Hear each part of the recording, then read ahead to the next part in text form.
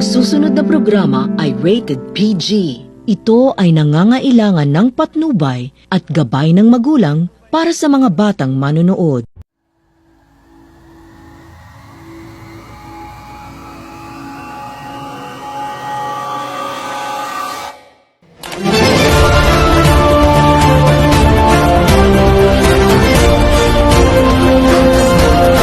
Balita Agresibo. Magandang araw Pilipinas, mga Paluson, Visayas at Mindanao.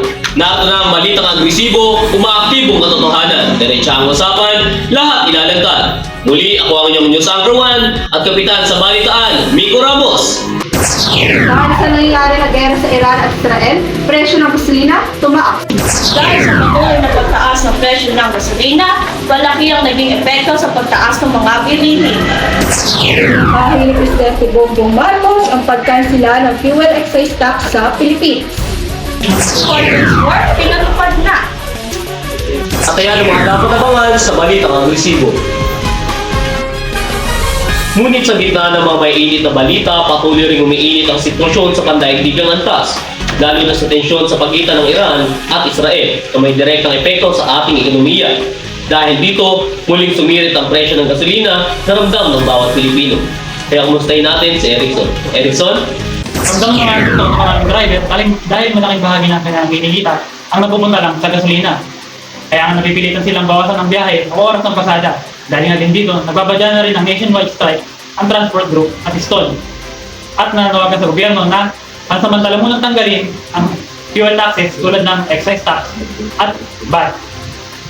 Kung matutuloy nga ang naturang strike, ay posibleng maapektuhan ng transportasyon, paggalaw ng mga produkto at ang araw-araw na galaw ng ekonomiya. Ngayon nga, patuloy pa namin binabantayan ang sitwasyon dito. Muli ako si Erickson Miranda mula sa Balitang Agresibo. Balik sa iyo, dito. Sa patuloy na pagtaas ng presyo ng gasolina at epekto sa mga bilihin, narito ang ulan na Rizzi.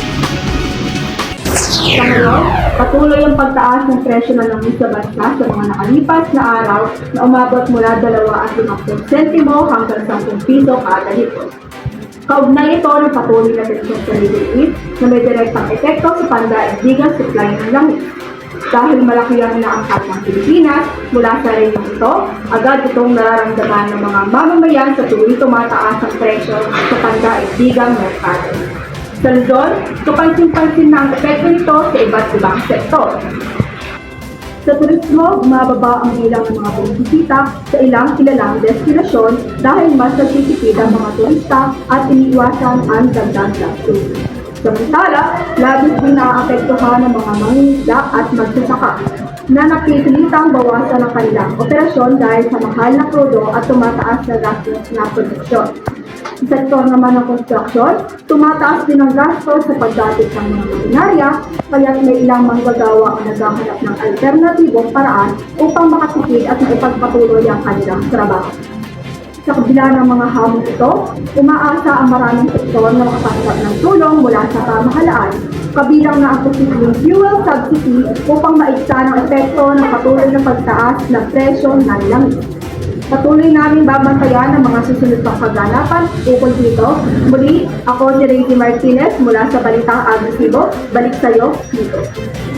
Kaugnay pa rin ito ay sinulong ni Pangulong Bongbong Marcos ang pagkansela ng fuel excise tax bilang tugon sa patuloy na pagtaas ng presyo ng produktong petrol. Pakinggan natin ang ulat ni Christian.